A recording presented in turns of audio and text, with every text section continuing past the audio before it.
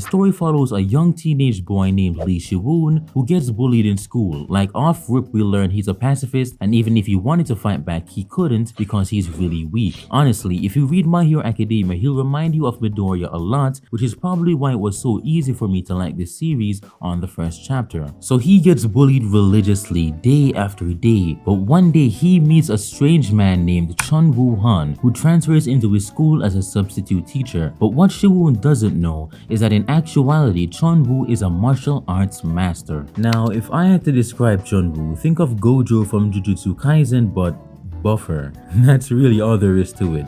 They have the same goofy, flirtatious personality that makes you think he's not much of a good character, but in actuality, he has a backstory that could move you to tears, and most importantly, he's strong. Overpowered even. And after witnessing some of his skills through circumstances that the two get wrapped up in, Shiwoon asks Chunwoo to teach him martial arts. Now Chunwoo does his best to dissuade Shiwoon and even puts him through a test of courage, which Shiwoon takes on without hesitation, which inevitably leads to him becoming Chunwoo's disciple. Now here's where we begin to get into the good part of the story. After Shiwoon begins his training, building up his stamina and muscle, and learning a few techniques, Shiwoon comes to learn that not only is his master strong, he also happens to be the most powerful man in the martial arts world, known as the Murim. Murim? I don't know, pronounce it how you want. Murim is a term that refers to the martial arts world, and those who inhabit this world are referred to as a Murim-in. It is ran by the Martial Arts Alliance, who are a group of extremely strong individuals like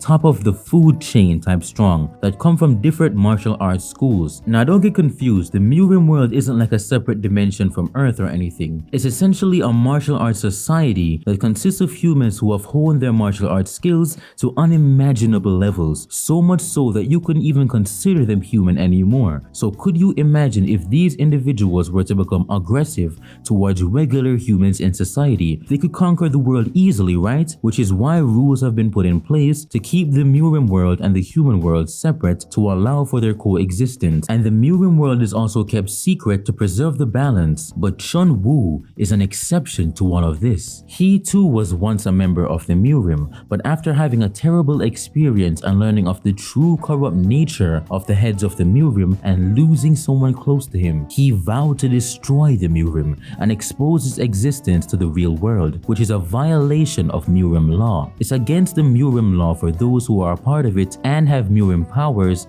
to infiltrate the real world and threaten the balance between Murim and the normal world. These individuals who break the laws and threaten the Murim's coexistence with the normal world are called the Breakers. So having broke the rules of the Murim and threatening its very existence, I'm sure you can guess that the Martial Arts Alliance really hates Chunwoo, and they are working non-stop to find him, but they never can until someone who has ties to him suddenly appears. Yeah, his disciple. So for season 1 of The Breaker, you will witness Shiwoon learn about the Murim world after he's forcefully dragged into it and thrown into his master's affairs. You will watch him meet countless people of unimaginable strengths and backgrounds, all while slowly learning the truth about his master and the darkness that lies behind his charismatic smile. This is the story about the disciple of a legendary man who enters the world his master left and threw into chaos. And as he learns about his master's past, this young man will also become a legend himself. He will become the one who treads the line of the normal world and the martial arts society, one who violates the laws of both worlds. He is the Breaker.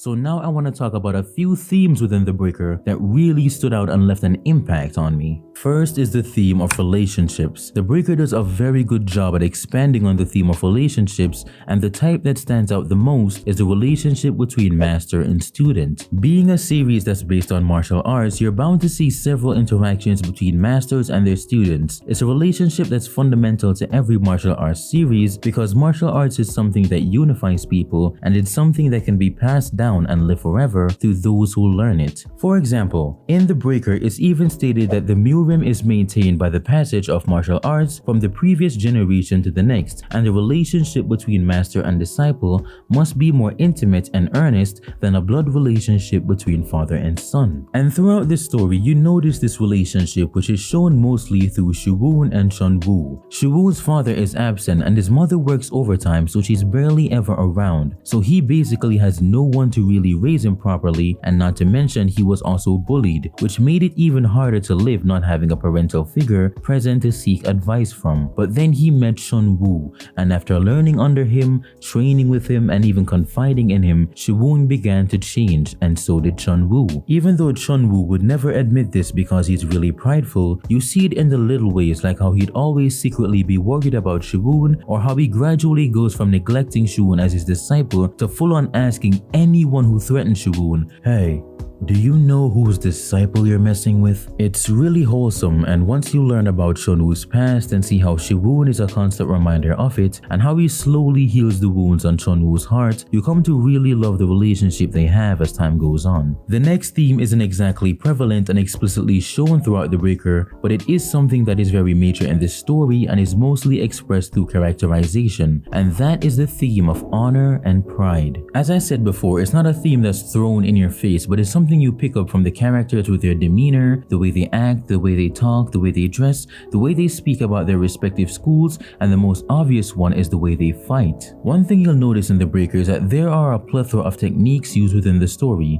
Different characters from different martial arts schools use different fighting styles, and you'll see they have a sense of honor in how they fight with the class techniques. Like they'll maybe shout the name of the technique or give an introduction after using it and what school it belongs to. So you can sort of grasp the sense of pride that dwells within the Murim, which is to be expected because after enduring rigorous training to become an official member of a school, it would kind of be disgraceful to both the school and yourself if you didn't take pride in the skills that you learned. The next theme is another major theme in the story, and one that really shapes the plot in my opinion: the theme of revenge. Revenge is another theme that I love seeing in stories, and yes, it's a common theme, and some might argue that it's an overly used theme, but what matters isn't how often it's used, it's how it's expressed and how it's executed. The Breaker has several different situations that sparks different types of revenge. Mind you, it's still revenge at the end of the day, but it's what drives the character's hatred, what fuels their resolve to get their vengeance, how far are they willing to go to get it, and who or what